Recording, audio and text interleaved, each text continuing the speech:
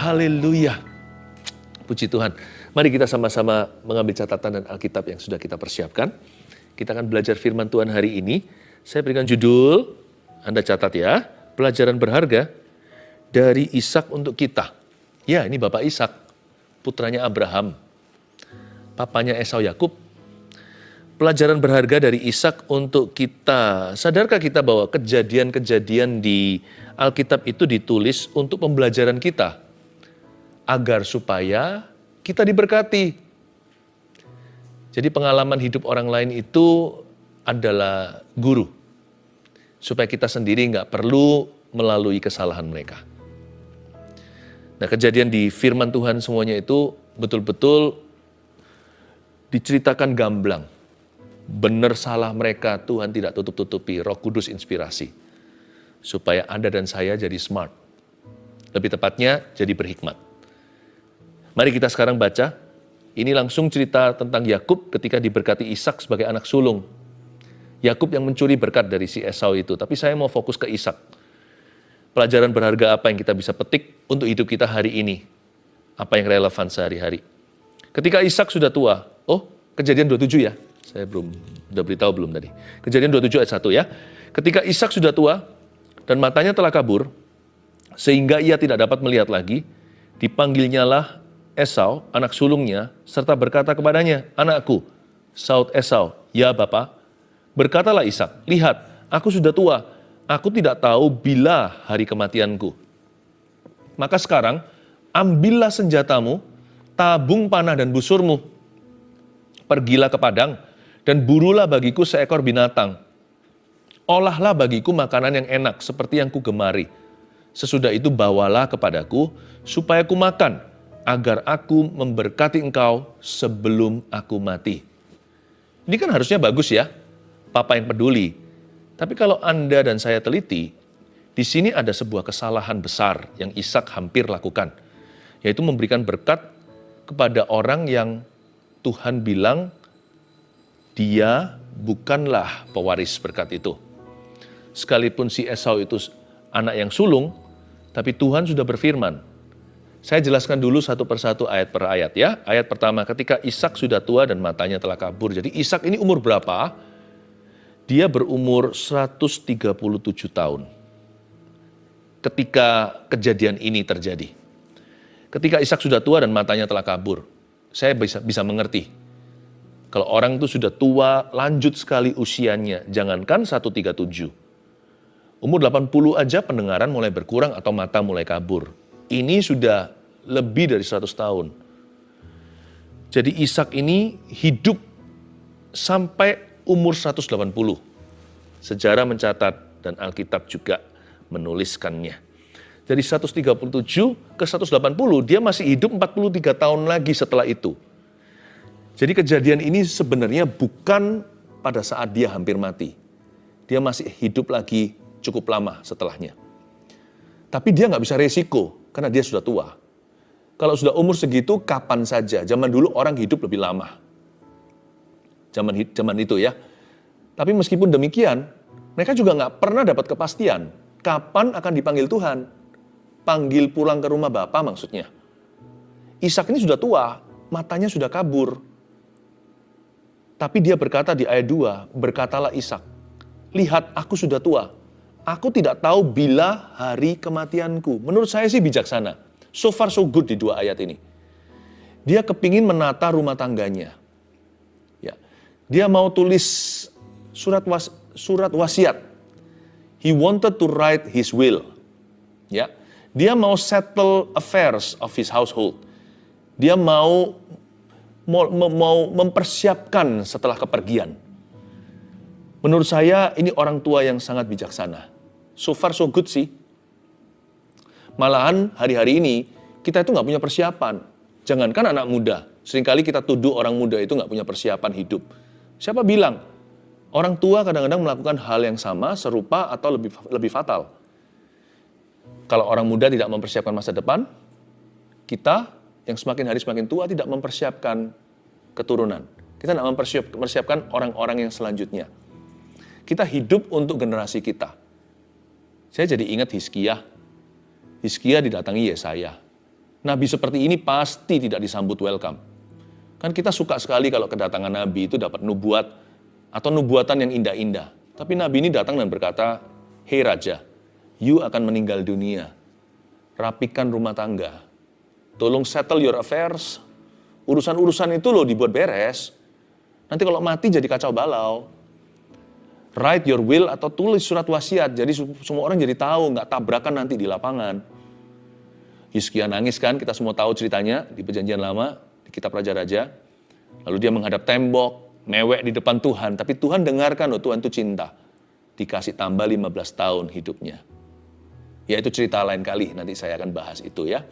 Tapi intinya adalah, Tuhan itu baik, memberitahu kepada seseorang sebelum dia mati, supaya nanti, jangan yang terpongah-pongah, pongah-pongah adalah generasi berikutnya, atau nanti segala sesuatu ditinggalkan untuk orang yang tidak siap untuk hal itu.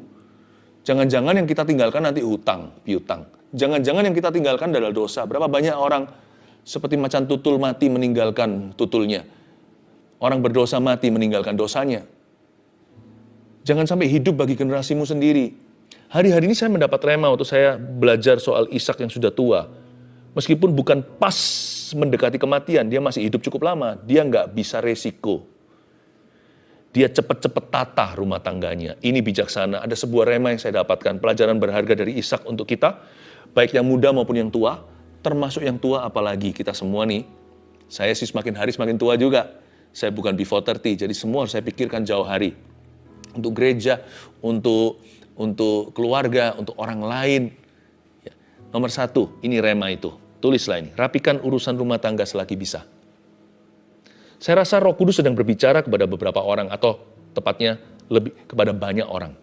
Beda-beda sih tiap orang aplikasinya, tetapi pokoknya rapikan rumah tangga Anda selagi bisa. Nggak tentu bicara soal tua loh ya. Kalau mau melayani Tuhan itu sekarang, jangan tunggu nanti stroke lalu kita janji-janji dan berkata kalau Tuhan sembuhkan aku akan melayani. No. Melayani kalau masih mampu. Mengasihi kalau masih ada waktu. Mengampuni selama masih diizinkan, kita hidup di dalam pengampunan supaya nanti dosa kita pun diampuni oleh Tuhan kalau ketemu Tuhan suatu hari muka dengan muka. Ya. Tapi juga berarti rapikan urusan rumah tangga Anda selagi bisa. Sebuah rema untuk para ayah. Mungkin anak-anaknya masih kecil. Pikirkan jauh hari. Kadang-kadang kita ini lucu. Kita ngaku kalau kita ini kerja untuk anak. Kita persiapkan semua kecuali anaknya. Kok bisa ya? Kita orang-orang timur, itu kan orang-orang Asia, apalagi orang Indonesia, selalu mikir apa-apa untuk anak kan. Tapi lucunya, semua dipersiapkan seputar anak itu, tapi anak itu nggak pernah dipersiapkan, anak itu nggak pernah diajak bicara, anak itu nggak pernah dikasih wejangan, nggak pernah dikasih masukan, melulu hanya dikasih rotan. Atau bahkan lebih parah dari itu, diacuhkan. Semua di-prepare, tetapi yang inti malah diabaikan. Kalau Anda dan saya mau sungguh-sungguh mempersiapkan, rapikan rumah tangga kita selagi bisa, then to the point. Ayah-ayah harus mempersiapkan materinya. Lalu berikan blueprint atau gambar birunya. Kalau mau bikin rumah itu kan ada arsiteknya. Duduk sama anak-anaknya. Nggak bisa sekaligus langsung dalam sehari anak mengerti, tapi konsisten. Ya kan? Ajak bicara sama mereka. Firman ini tertuju kepada orang tua dulu, kepada papa khususnya. Untuk mulai engage your children. Mulai perhatikan isi gelas emosi mereka. Beri pengetahuan yang tidak bisa didapatkan di sekolah.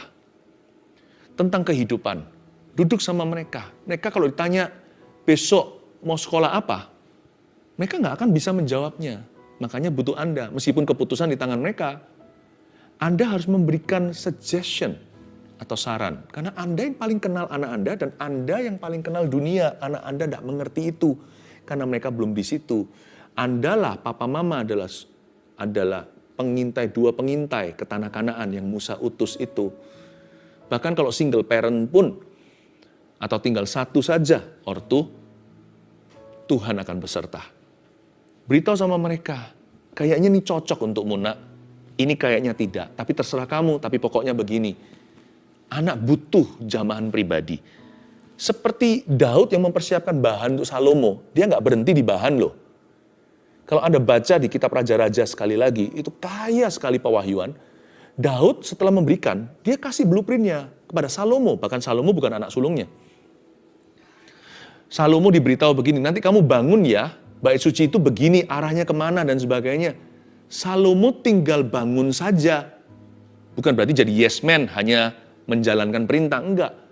Itu kemitraan ayah atau papa dan anak atau putranya. Tapi Salomo sudah dikasih gambar birunya. Enggak hanya itu, kalau Anda lihat, sebelum Daud meninggal dunia di ranjang kematiannya, atau ranjang, bukan pesakitan ya, karena Daud nggak sakit, tapi hanya sakit tua, atau ya sudah meninggal dunia karena lanjut usia. Daud di ranjang kematiannya, bisikan ke Salomo, beritahu, si A itu gini ya, si B gini, kamu handle-nya begitu. Kalau kamu menanggulangi yang masalah ini, caranya tidak lain, harus dengan cara demikian, diberitahu satu persatu. Rema buat ayah, Anda untuk mulai rapikan urusan rumah tangga. Tapi Pastor Philip, kematian itu tabu, kita tidak bicarakan. Iya, siapa bilang Anda di ambang kematian? Ishak ini, sekalipun matanya telah kabur, seberapa kabur kan nggak ditulis di sini. Dia itu masih umur 137, masih. Karena dia nanti hidup sampai 180. Dari sini ke situ masih ada 43 tahun lagi. Cukup lama loh, 43 birthdays. Atau 43 kali happy birthday to you. Tapi nggak bisa resiko. Harus rapi tuh rumah tangga. Untuk ibu juga sama. Mama nih, mama punya jamahan pribadi yang berbeda dengan ayah. Seorang ibu itu jadilah seperti mamanya Lemuel. Mama Lemuel Raja Masa. Kalau Anda mengira Amsal ditulis Salomo semua, salah. Saya nggak tahu si Lemuel itu siapa, apakah nama samaran Salomo atau enggak, pokoknya itu nama lain. Amsal 31 termasuk di dalamnya itu loh, pujian pada istri yang cakap, ya kan? Wanita yang cakap, wanita yang takut akan Tuhan itu seperti permata. Itu ditulis oleh seorang mama untuk anaknya, atau wejangan seorang ibu kepada putranya. Ada banyak hal yang Anda harus persiapkan dalam perjodohan putra maupun putri Anda, masa depan mereka, hubungan mereka dengan sesama. Menurut saya kalau zaman mama turun tangan ya, lebih sedikit pornografi yang akan digandrungi oleh anak-anak muda. Termasuk ayah yang harus turun tangan sama-sama. Saya dorong Anda ya, saya rasa pesan hari ini bukan hanya untuk orang tua ya. Jadi yang anak-anak muda jangan gigit jari. Ini persiapan untuk Anda suatu hari nanti, tetapi bukan hanya itu. Anak-anak muda juga punya tugasnya, rapikan urusan rumah tangga. Selagi bisa, maksudnya apa? Nanti sebelum Anda sendiri berumah tangga. Dulu saya tinggal di rumah papa mama. Saya bisa jaga mereka secara pribadi, beliau berdua. Sekarang saya punya keluarga sendiri. Maka saya nggak bisa seperti dulu, meskipun semakin indah. Tetapi pasti ada bedanya. Untungnya puji Tuhan, pada waktu seluruh keluarga saya belum sepenuhnya dalam Kristus, kami termasuk saya, udah mengusahakan dulu, bahkan orang tua, untuk bisa mengenal Yesus secara pribadi. Lebih dekat, saya masih ingat kok, saya sempat bicara sama mama saya yang tercinta, untuk kita lebih giat membaca firman Tuhan, karena mama sudah Kristen dari dulunya. Saya masih ingat waktu bersama dengan papa berdoa, ketika beliau menerima Yesus, saat kami membawa Injil dari anak ke ayah dengan kasih. Saya masih ingat, untungnya itu semua terjadi waktu saya single, atau sebelum hari ini saya sibuk sekali. Nanti setelah itu semua berubah, musim berbeda. Waktu kemarau jangan cari panas. Sorry, kemarau cari panas ya. Waktu kemarau jangan cari salju maksudnya. Kalau waktu lagi musim dingin jangan cari panas.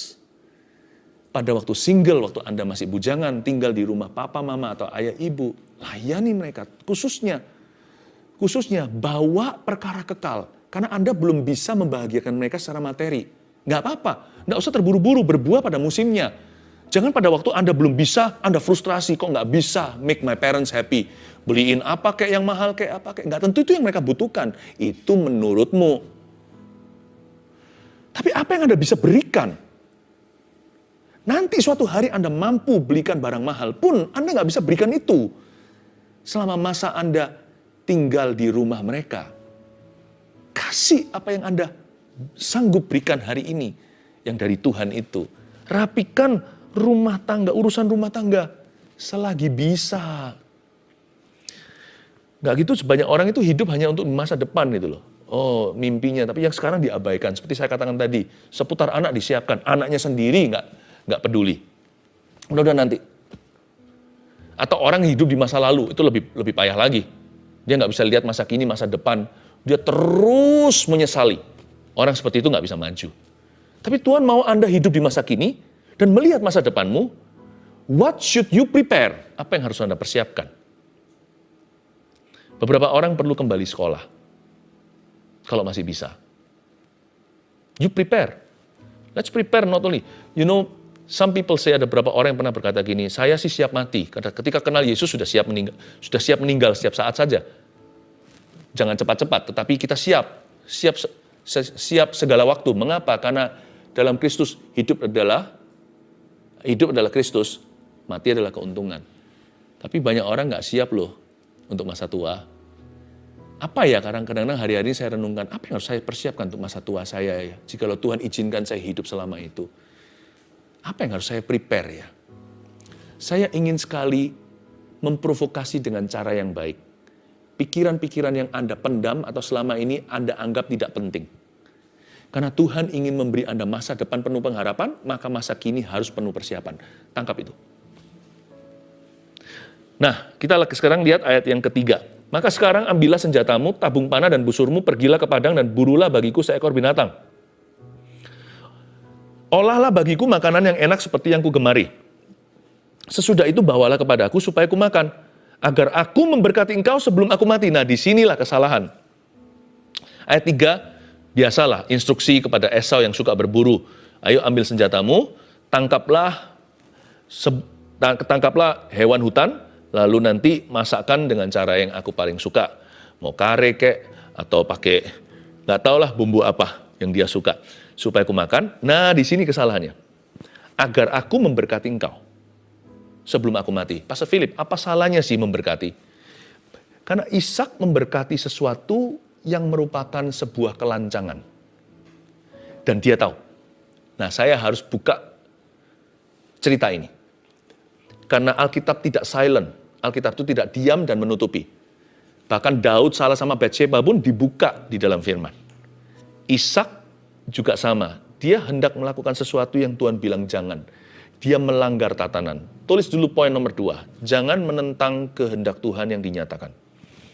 Nah, Ishak hampir melakukan itu atau sedang melakukan yang demikian. Tapi Tuhan mengalahkan dia. Atau lebih tepatnya Tuhan menggagalkan plannya. Mengapa? Karena Tuhan pernah bicara ketika dua anak yang namanya anak kembar itu Esau dan Yakub di dalam kandungan Ribka, kan mereka bertolak-tolakan.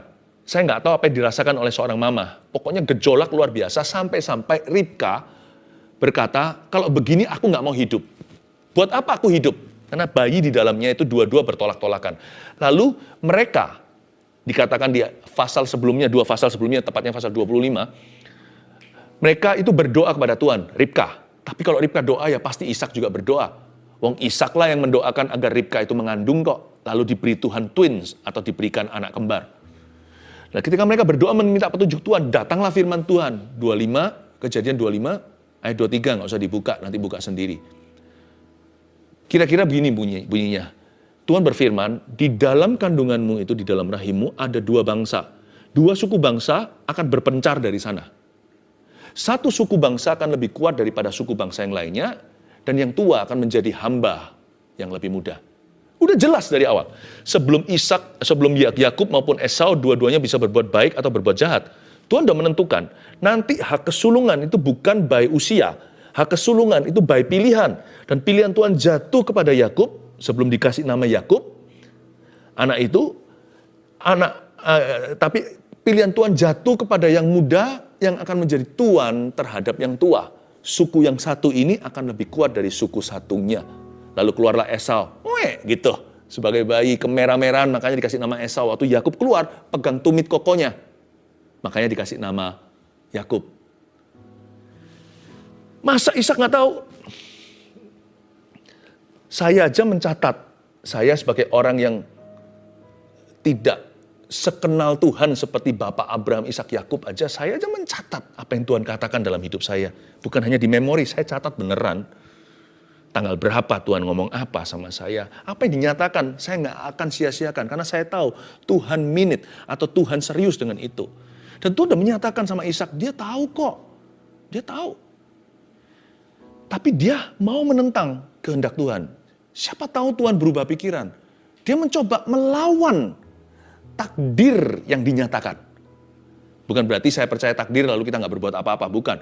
Tetapi ini jelas-jelas Tuhan sudah menyatakannya kepada mereka berdua, suami istri. Belum lagi si Esau itu sudah kelihatan nampak, bukanlah orang pilihan. Mau tahu kenapa? Karena Esau mengambil 2 perempuan Kanaan sebagai istrinya. Bukankah Ishak sendiri mengerti bagaimana Abraham mengusahakan jodohnya, yaitu Ribka? Itu Abraham kirim hambanya yang paling tua, yang paling dipercaya di seluruh rumah tangganya untuk pergi ke rumah kampung halamannya untuk cari seorang istri dengan wanti-wanti, dengan sebuah peringatan keras. Jangan membawa Ishak kembali ke situ, dan dengan peringatan lebih keras lagi, jangan ambil perempuan Kanaan. Mengapa kok perempuan Kanaan nggak boleh? Karena mereka tidak seiman, gitulah ya bahasa simpelnya. Dan mereka itu punya value atau nilai yang duniawi yang beda sekali dengan umat pilihan Allah. Nggak bisalah minyak dan air itu bersatu. Ishak mendengar itu, tahu prosesnya. Abraham sangat-sangat anti, jangan sampai anaknya kawin salah.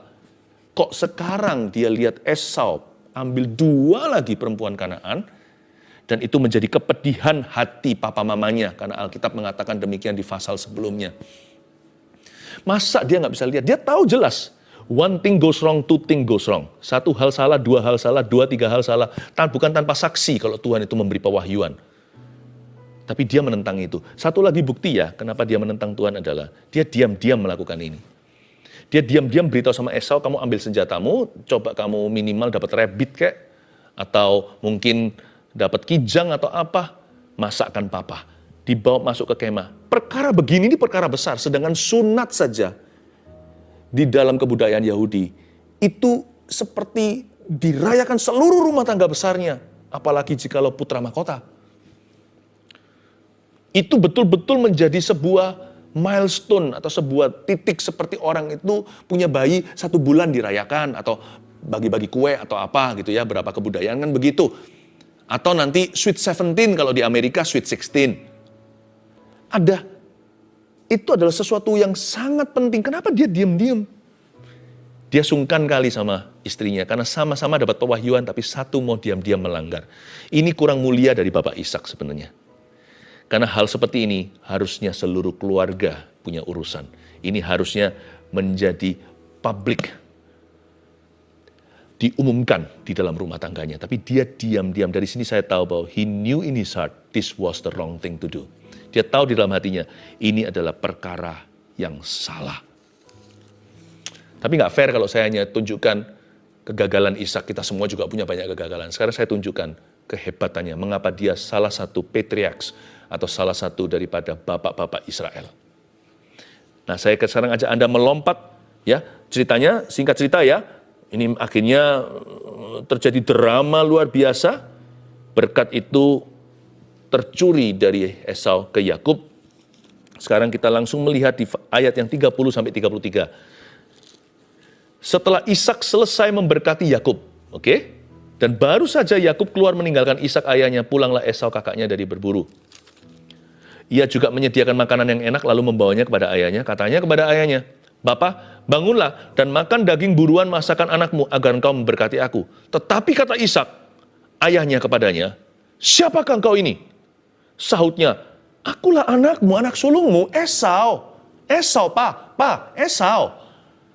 Lalu terkejutlah Ishak dengan sangat, serta berkata, "Siapakah gerangan dia yang memburu binatang itu dan yang telah membawanya kepadaku? Lalu tadi siapa loh? Aku telah memakan semuanya sebelum engkau datang dan telah memberkati dia. Too late, terlambat, aku sudah mengucapkan berkat. Dan dia akan tetap orang yang diberkati." Garis bawahi kata, dan dia akan tetap orang yang diberkati. Ini mulianya Ishak. Tapi sebelumnya saya tunjukkan reaksinya. Ayat 33, lalu terkejutlah Ishak dengan sangat. Kata terkejutlah Ishak dengan sangat itu kalau disinetronkan, Itu seperti jeng jeng begitu. Lalu sampai episode berikutnya, sampai orang gatal-gatal, ini gimana nih berikutnya? Itu dia trembling greatly. Bayangin orang seusia itu. Dia gemetar, mungkin berapa gelasnya berjatuhan. Aduh, siapa itu tadi? Mungkin beberapa mejanya terbalik. Lalu dia mungkin hampir jatuh, hampir saja terlempar dari sofanya. Mungkin begitu ya. Dia gemetar, trembling greatly. Mengapa dia begitu? Karena Tuhan menggagalkan rencananya. Jangan menentang kehendak Tuhan. Pasti gagal. Karena Tuhan yang akan menggagalkannya. Saya tidak berkata bahwa Tuhan yang membuat Yakub mencuri berkat itu membuat dia berhasil. Enggak. One way or another, dengan satu cara atau cara yang lain.